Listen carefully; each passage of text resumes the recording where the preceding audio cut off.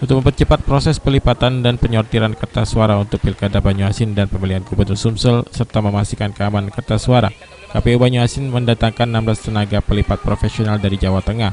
Diharapkan proses pelipatan selesai dalam waktu 10 hari.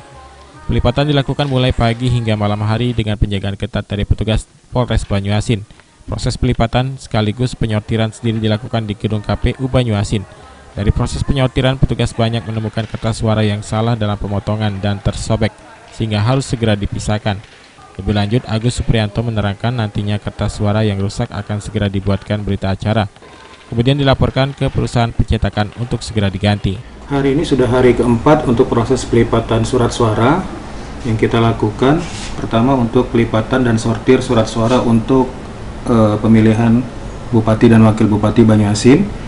Setelah selesai baru kemudian dilanjutkan dengan pelipatan dan sortir surat suara untuk Gubernur dan Wakil Gubernur Provinsi Sumatera Selatan.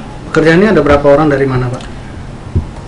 Kita menggunakan 16 orang tenaga pelipat yang profesional yang kita datangkan langsung dari perusahaan dari Kudus, Jawa Tengah.